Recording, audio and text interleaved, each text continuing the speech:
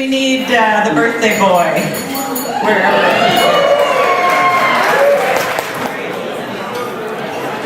I just need your attention for a few minutes. The remarks are going to be short tonight. The children want to speak. And besides that, there is not nearly enough time tonight to sum up 70 awesome years of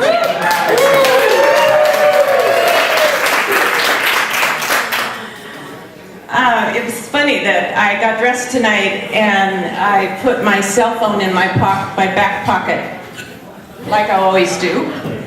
And now I look out here and I think, who the heck did I think was going to call me? First of all, I want to thank you all for being here. It is so meaningful to Channing and to me, I'm sure. No, that wasn't quite right. It is so meaningful to Channing, I'm sure, and me also. I'll get there. That you're here to celebrate this character who exemplifies the adage, it's not the years in your life, but the life in your years.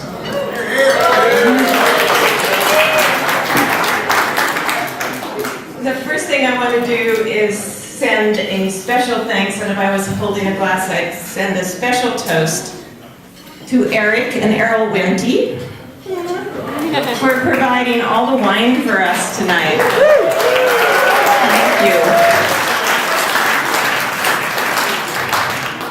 I want to thank Joanna and the band Grounds for Dismissal, which I hope we aren't dismissed, for being here tonight, and you'll get to dance to them in a few minutes.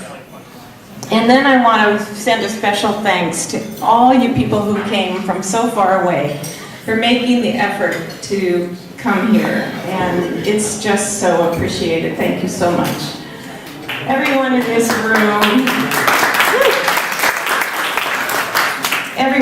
room has played an important part in our lives. I'm trying not to put these on, I want you to know. That's why I'm having a little trouble up here. You've all played such an important part in our lives, and we both are just so pleased you're here. I can't tell you. I'd like to use this occasion with so many of our friends in the room to make sure everyone knows a little family procedure that we use with Channing. If you don't know this, you'll need it before the night is over.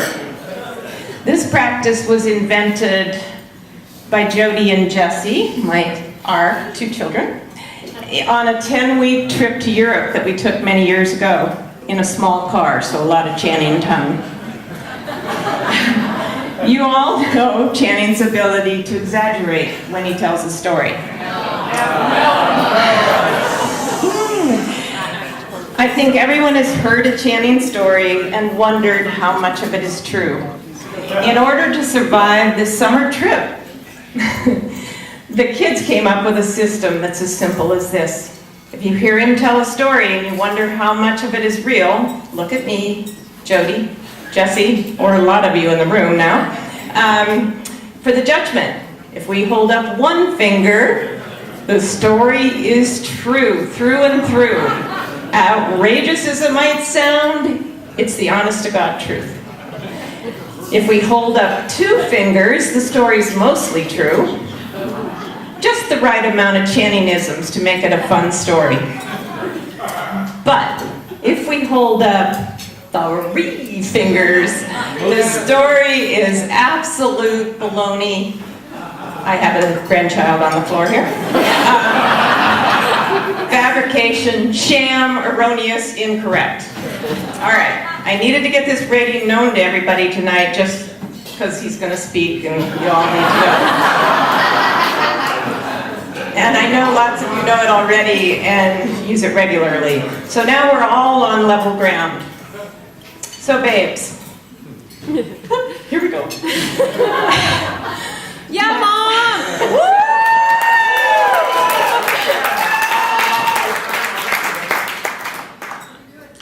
My friend, my lover, my very best pal.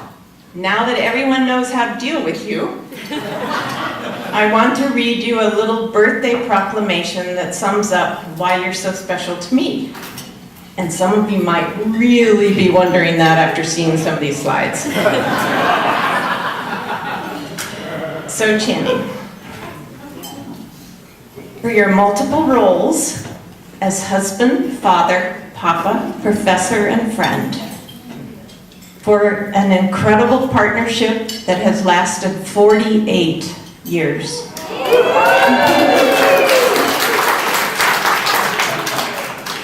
For your perfect balance of brains, leadership, and corn. For your care, intuition, and understanding of all of us. For your curiosity, enthusiasm, and love of adventure, and dragging your family along with you.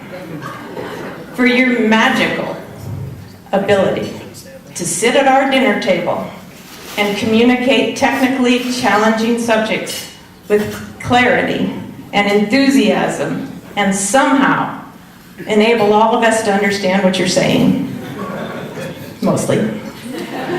For your rare ability to fix absolutely everything that needs fixing in our world.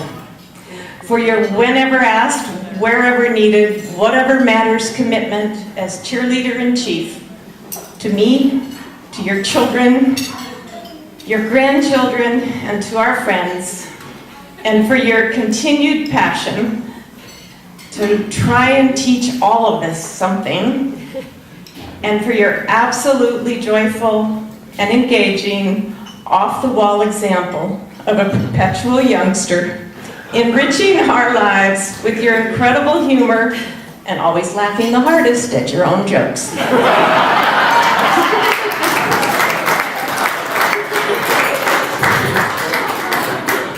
Me? Your family and your friends applaud you tonight and wish a very happy 70th birthday to a very cool senior citizen.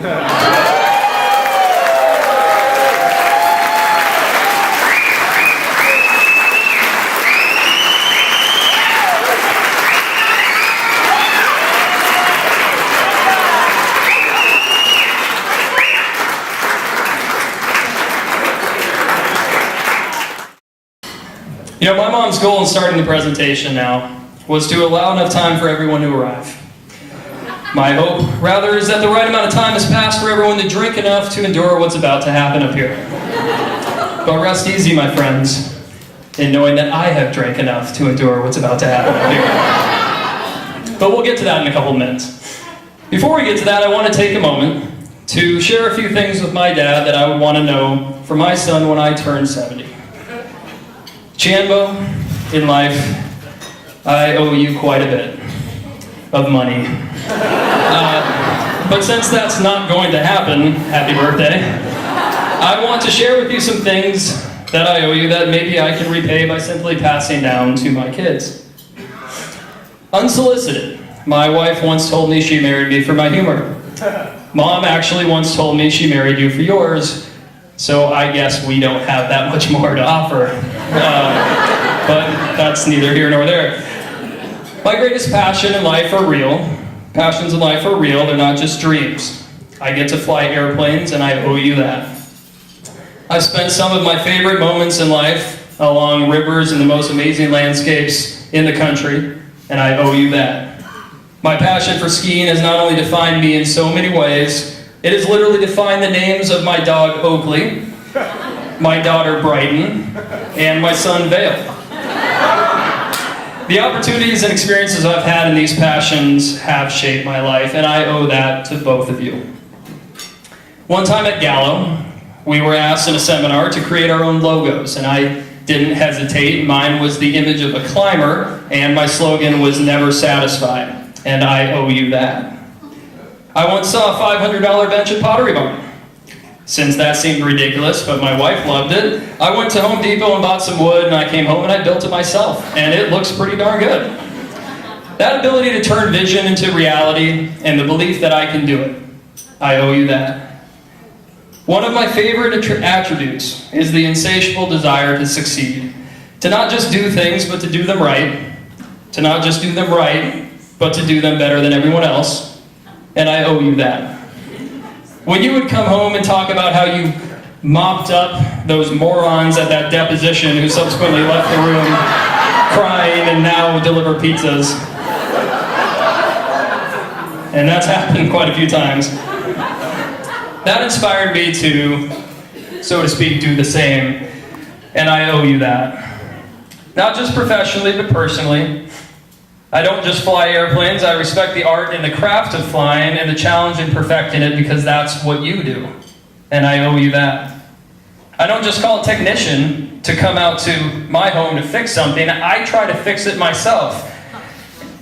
And that actually hasn't worked out very well for me, if I'm being totally honest. And my wife blames you for that. Chambo, your stories that Mom spoke about have garnered well-deserved and probably international acclaim. They are like a cupcake. The overall experience is fantastic. While you know they actually have no real redeeming value, you find yourself only wanting more. And inevitably, the more crap you sprinkle on top, the better they get. And to that end, there is one more trait that seems to permeate through my life in all sorts of different settings. The unexplainable desire to just put on a show. I owe you that. And therefore, I owe you this.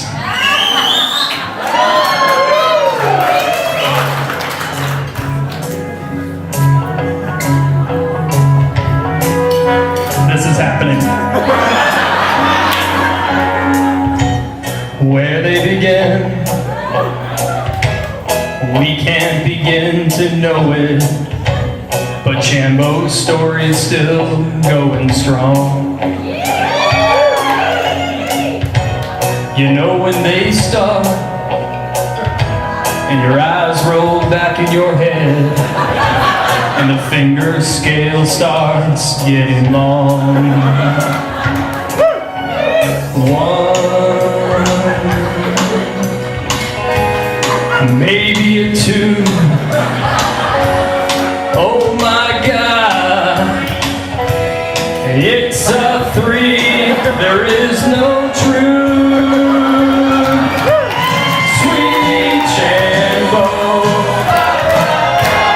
good tales never seem so good. Maybe someday we'll believe a word you say. Oh no, no. Look at the time. Another 30-minute story.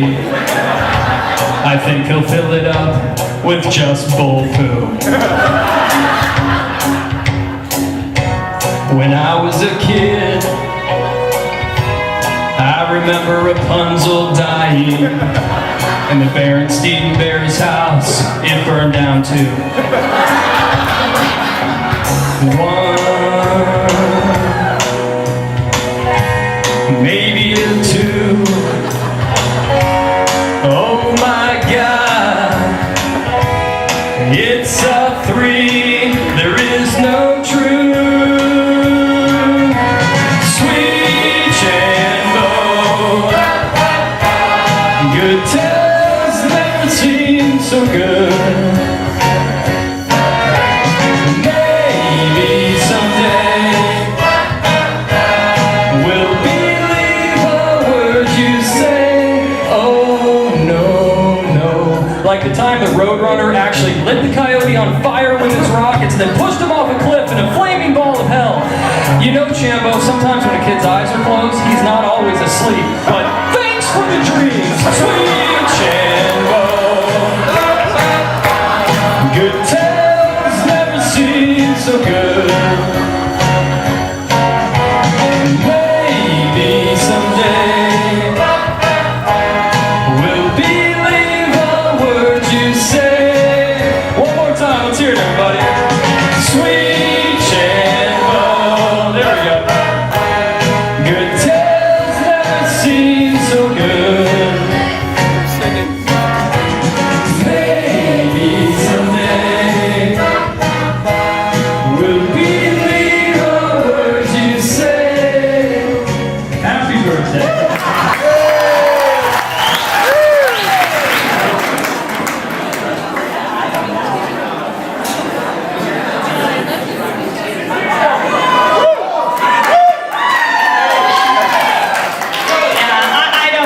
sing.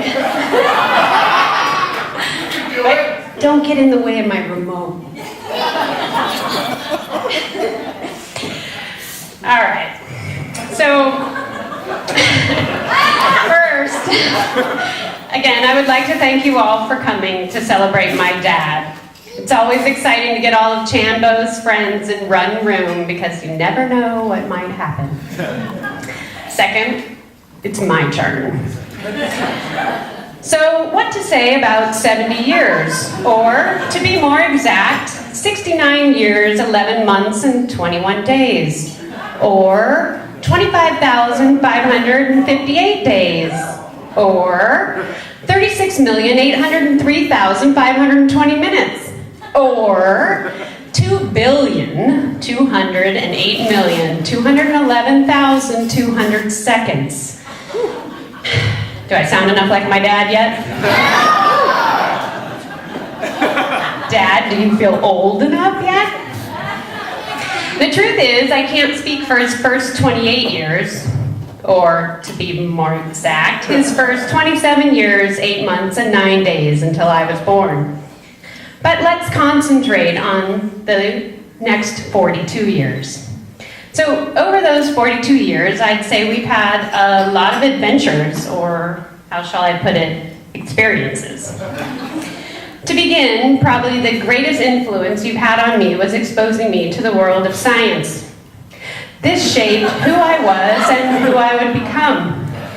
I still marvel at science in general and yearn to learn more and love what I do, all because of you. Now, back to the experiences. My exposure to those early science lessons was really a task in survival. In my early years, my dad seemed to concentrate more on physics, or more specifically on certain forces. I have a few slides up here to help you lay people understand some real science. For instance, I learned the lesson of gravitational force when you shoved me into a plywood box on the back of your bike that you had labeled a bike seat. And biking me to school and zooming around some corner, you managed to pull your handlebars off your bike, and with that lack of steering implement, over we went. Gravitational force, check.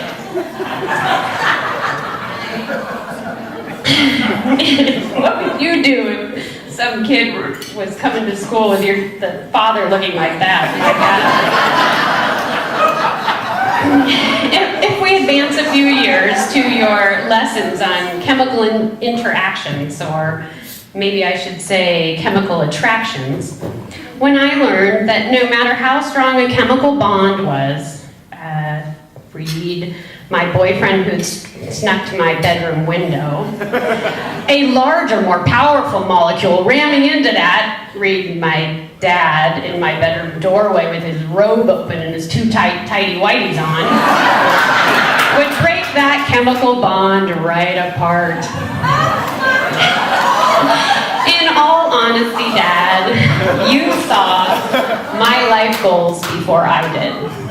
And that is a South Park tie that he wore to my med school graduation. You encouraged me to spend time in the office of my orthopedic surgeon as a freshman in high school, recognizing already that my love of science was leading me to applying it towards the larger organisms. And you remember when we were racing down the slopes in Taos, New Mexico, and you caught an edge and had that spectacular yard sale? Only you came up in so much pain with a fractured dislocation of your shoulder and 4 broken ribs, and I was helpless. And I vowed at that moment that although I could do nothing but call ski patrol, one day I would know what to do and how to help. Just like you've always known what to do and how to help me. Now, of course, when I called ski patrol and they showed up and you were in these white rear entry boots and the jeggings, they didn't take you anywhere. But that's okay. I wrote you a poem when I was 17 and I was going off to college. And some of you out there had the pleasure of hearing it the first time. Of course, you're all too old to remember.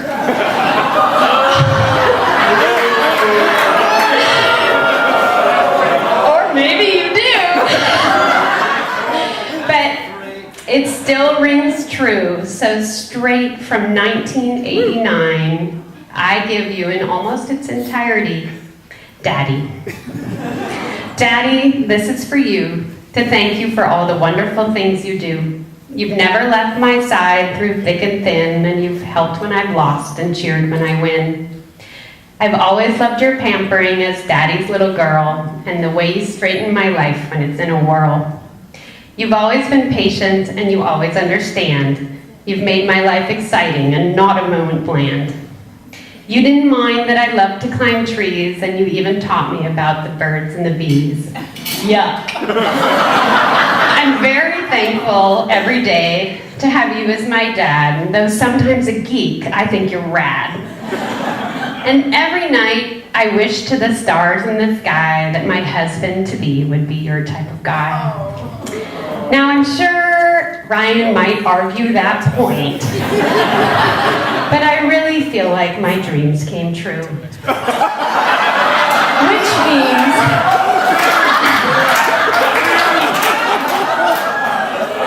Sorry, babe.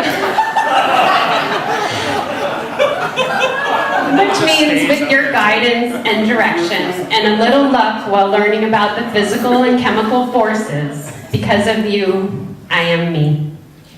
So with that, would everybody raise a glass to the smartest man I've ever known and the craziest jackass in the room? My dad.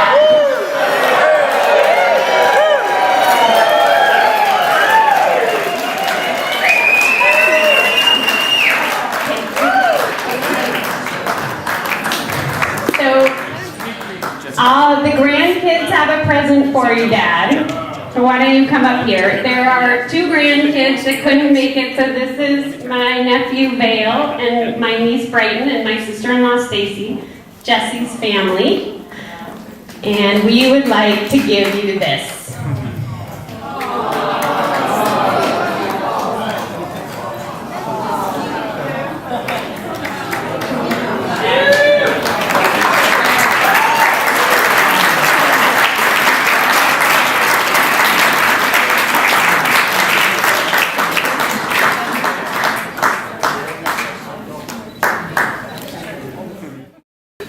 Papa, this one's for you.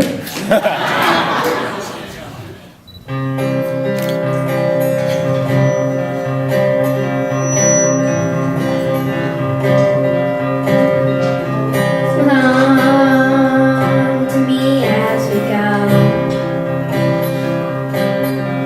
as we roll down some familiar road. And all this way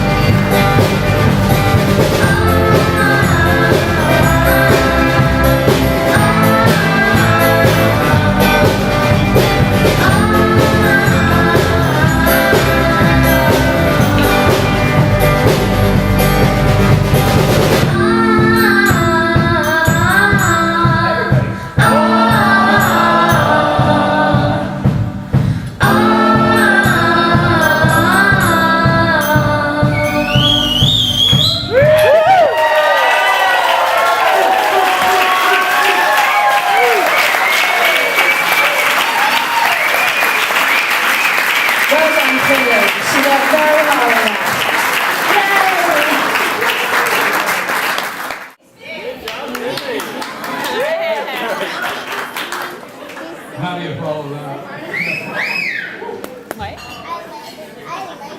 Well, they didn't get the singing genes from me. It is true, we are a family in therapy. As you can see. I was trying to think what I'm going to say tonight. Donna kept saying I had to say something. I was thinking about old age, you know. I guess getting old is better than the alternative. I always think old people are 15 years older than I am. And I think you probably all feel the same way. Getting old, well, it sucks. You don't really feel all that old, and you got to learn to appreciate your kids. After all, they're going to pick out your nursing home. And as George Burns said, if I'd known I was going to live this long, I would have taken better care of myself. There was nothing more true than our 50th high school reunion, where Donna gave me permission to search out my old flames who had gotten older. I realized at that point how lucky, fortunate I am that I was allowed myself to be robbed from the cradle. Knowing that when she first met me, that was the thing that she was dealing with over there in that corner. I think she was nearsighted.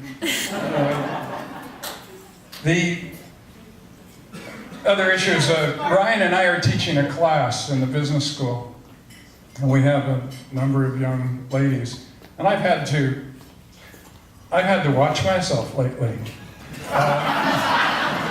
Things I used to say can't be said any longer. Yeah, that's a one. But I've chosen not to take that misguided path. And I thought I was bonding with some of the young ladies, not in the sense that you're now thinking. But he announced that it was my 70th birthday, and I can tell you that ended everything. And I came home to the mailbox this morning to find the directions for my colonoscopy. Now, many of you may not know one another. That's okay. If I don't know you, you're probably in the wrong place. So what I'd like to do is look for people who may have said they were on horseback rides, Sierra Camp, worked in the development office, Stanford faculty, including my former boss, the dean of the School of Engineering. We also have the guy who ran the church, and another guy who does the budget. Some co-instructors that I've had over the years, people I've been involved with in litigation, co-founders of companies that caused me to continue working at Stanford because of their extraordinary success, right, Harvey? Folks from Bring Me a Book Foundation, winemakers, grape growers, pilots, in-laws, fishing buddies, an old Berkeley roommate, former folks I worked with on staff here at Stanford, former undergraduates and graduates are here, and you may run into folks who call themselves the Camp P people. Ask them about the gourmet gross out. There's roughly 16 of them still living. There's hangovers from our infamous Stanford travel study ski trip. Those who went hiking with us in the Sierra Nevada and in Europe. My dentist is here.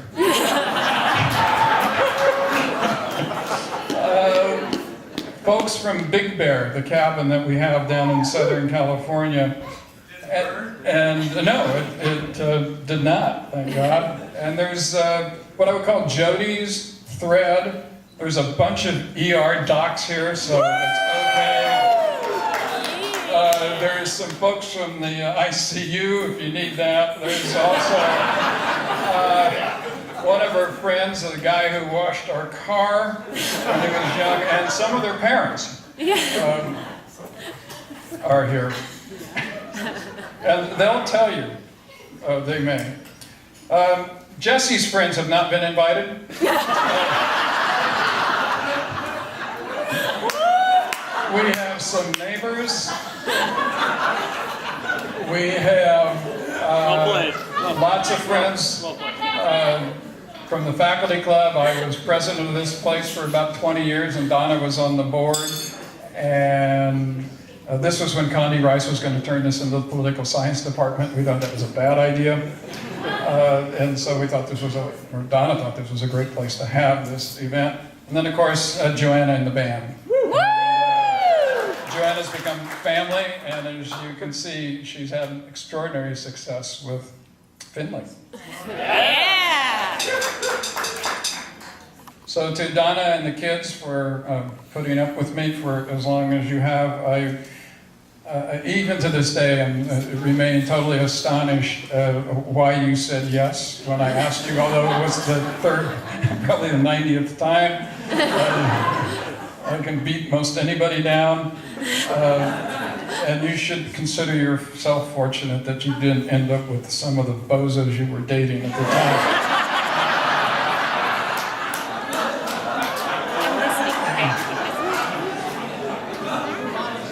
So you'll find yourself surrounded by all the books that have been stolen out of my office, the molecules we've been making over the last few days. We were going to have a molecule test or a game.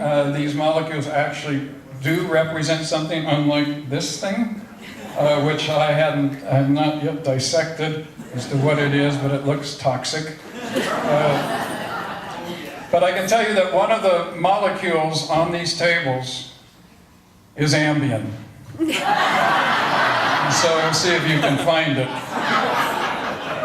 But please don't take it in hopes that it really... We were almost running out of these, and Donna says, well, I only take a half an Ambien, as if only the half of a molecule would really represent what it was. So if we took all our ages, assuming that we'll live until we're 80, I was going to say 70, but that would have been in poor taste. And there's roughly 150 of us here. That would span 12,000 years, or to 10,000 BC, the dawn of human civilization. So take some solace in that. Now, I'd like to let you know I did a little research for this evening. I'd like to engage you in a test, if you will. So, in 1943, the year according to my birth certificate I was born, what was the cost of a first-class stamp? Anybody? Jack, you got it. I think some others 3 cents. What did gas cost per gallon? 20, a little lower, Eric. 15 cents a gallon. And a bottle, they didn't have cans in, of Coke.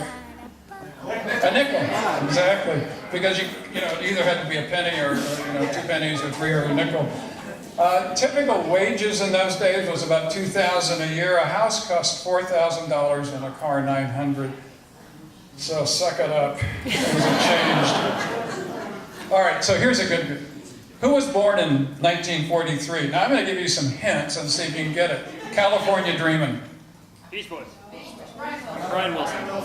Who else? Who said that? Mama, Cass Elliot. Yeah, Mamas and Papas. Okay, chess player, famous chess player. Bobby Fischer. Watergate. Oh, nasty. He wasn't born. What? Watergate. You got it. But who? I said Watergate. Who was? But Woodward. Bob Woodward. Right, he was born. Okay, here's one. Ken, this is who was born, but who was it? Ken Osmond. Osmond brother? Donnie's father.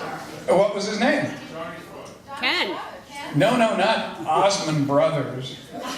Osborne. Ken Osmond. Oh, the computer. What did he play? In Leave It to Beaver.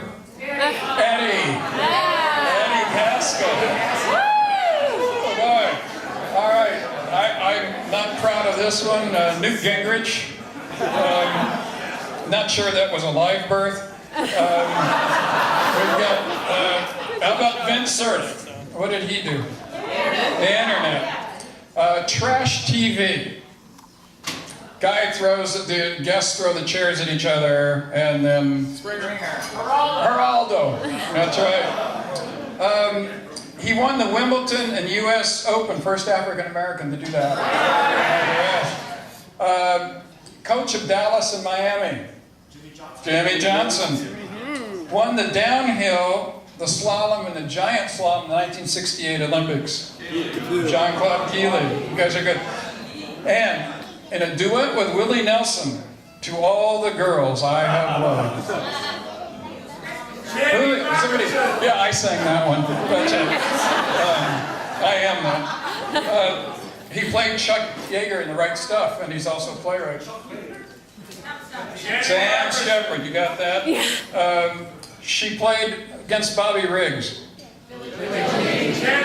Rolling Stones guitarist was born in 1943. Keith Richards.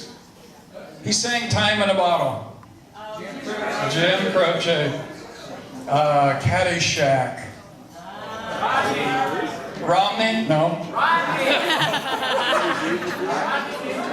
Chevy Chase. Yep, Chevy Chase. Yeah, well, Rodney Dangerfield, he was in that too, yeah.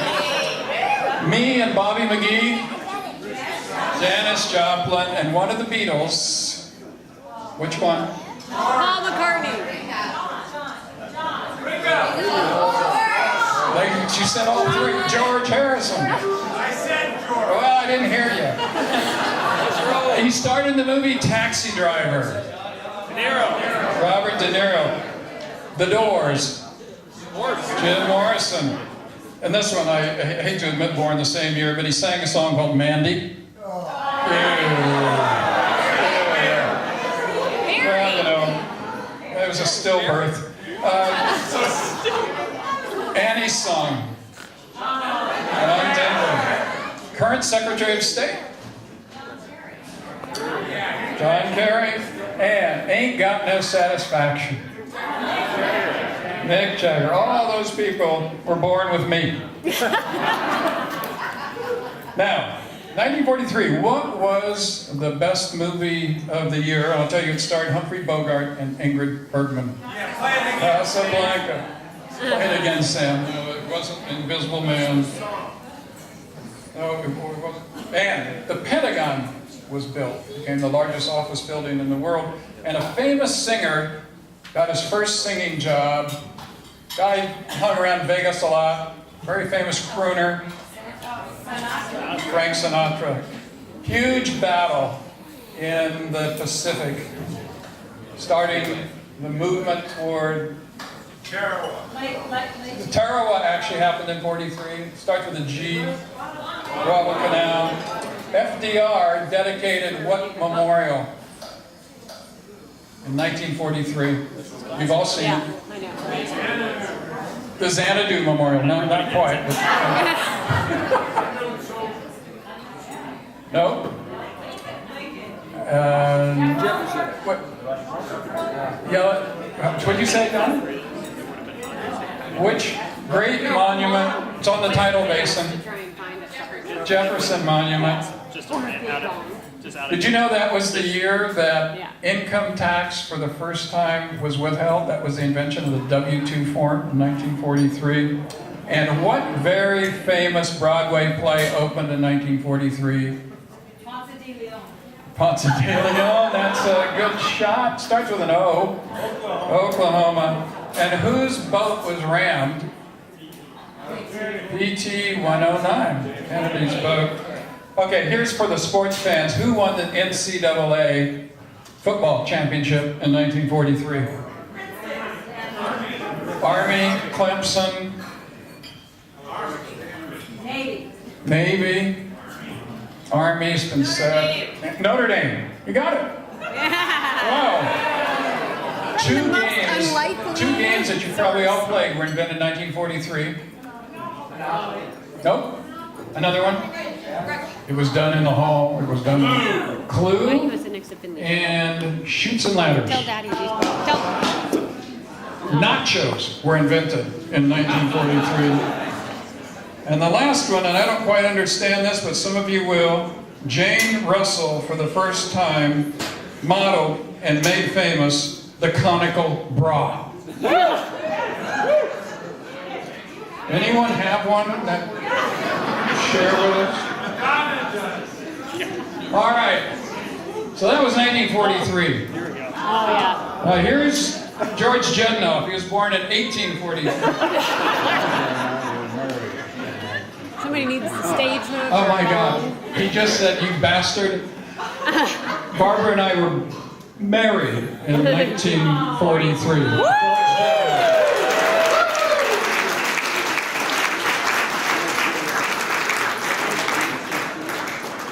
So, He really is 93. Looks I want you to get ready. This is not a party that now you decide to leave because the doors have been closed. Because we're going to dance, and we're going to dance until the band shuts down. The reason we're having this party here is because there are no neighbors. So we can shout as long as we want. And when the band quits, we're going to move to the piano for after dinner drinks until breakfast. You guys are terrific. Thanks so much for being here.